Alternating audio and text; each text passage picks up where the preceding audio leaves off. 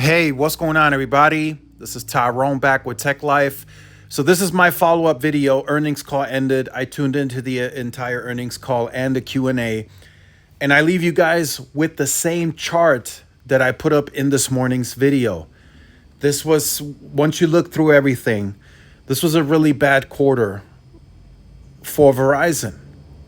Stock is already negative 5%. The stock's dropping, and the street, right, Wall Street is basing that off of two things. Wireless equipment revenue drop. To me, that's not a huge metric, right? It just means customers aren't upgrading as much anymore. And then the big one, right, there's been a drop in retail postpaid net additions. Like I told you guys, they're not organically growing. They had an insane negative quarter on prepaid. They lost 627,000 prepaid customers. And 410,000 of that was from the ACP disconnects. So, and they expect those disconnects to, in some capacity, to continue in the third quarter. Not as big. They feel like they got the biggest part of that behind them. But to lose 1/3 of your total customer base on ACP in 1 quarter is insane. They're not even trying to keep that customer, is what that tells me. They're just like, okay, we don't want to give you a discount to the extent to keep you around. So they're just literally letting that customer disconnect. And I don't know, for certain what that interaction is like with that customer, but they should at least try to keep some of them.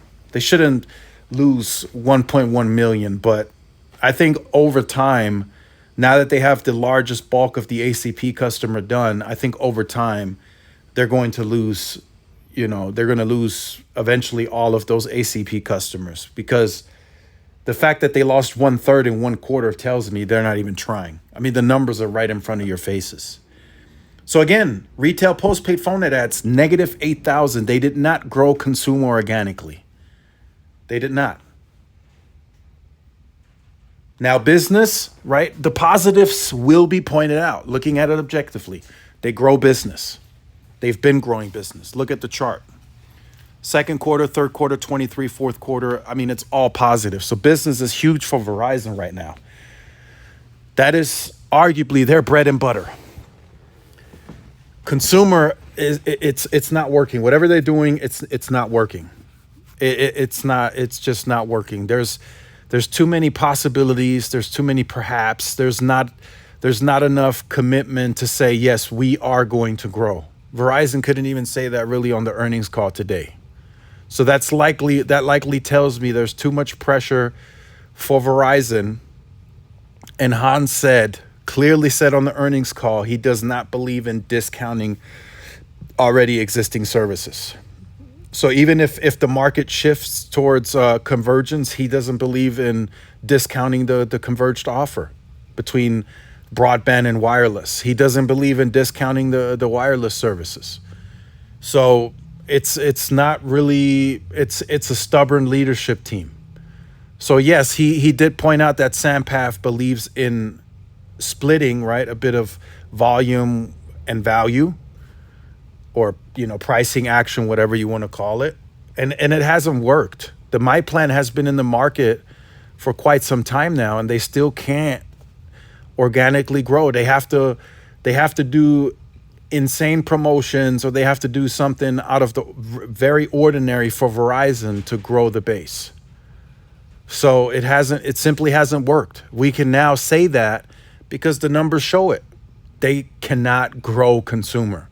They have to throw out a ton of money to get people on board. And that's not a good position to be in. And the second positive here is FWA. I will go ahead and say it. Broadband is a big deal. And I won't even throw Fios into that. We can argue Fios doesn't really do much.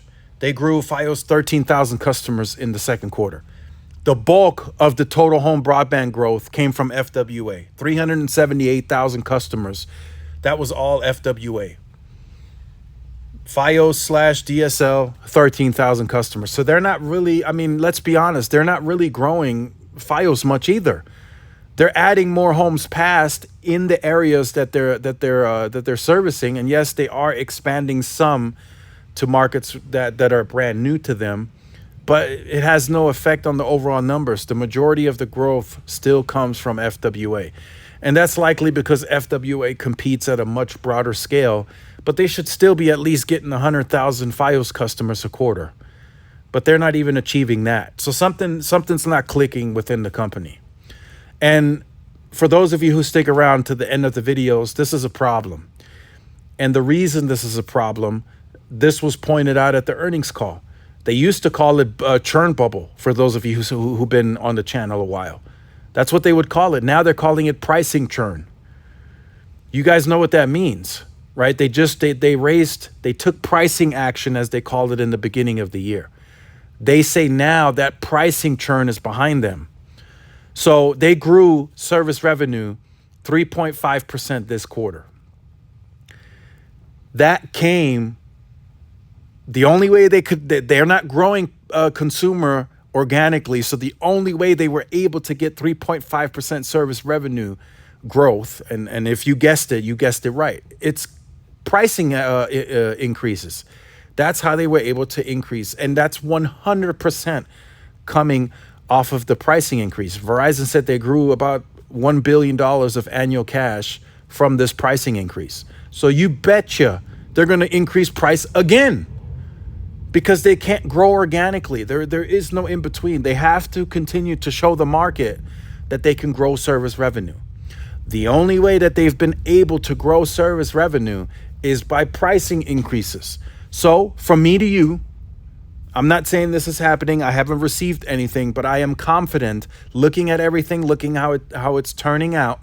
I can tell you guys right now, for those of you who are on a Verizon postpay plan, legacy, right? The My plans that are in place now, they will turn legacy at some point next year. They will drop something new, and they will increase price again in the beginning of next year. I can almost guarantee it, because that's the only way they can grow any type of service revenue.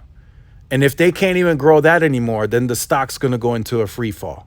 The stock's already down today, based off of the points that I pointed out in the morning, right? The equipment revenues and then the drop in postpay net adds. If they can't grow or show growing service revenue, the stock's going to free fall. And the only way right now that Verizon can comfortably grow service revenue, they have to pull the pricing lever immediately. They can't split it between growth and some pricing pressure. No, they must increase pricing to achieve any type of service revenue. And that's just me being honest with you guys, to let you know your Verizon bill will go up again in the future. So let me know your thoughts in the comments. It's going to be a very interesting next few days, where we got AT&T reporting, then we got T-Mobile, and then I'm going to make another video. There were some network updates on the earnings, so we'll talk about that. So make sure you guys stay tuned for more. Like, share, subscribe, follow my social media outlets. This is Tyrone with Tech Life, and I'll see y'all in the next one. Peace.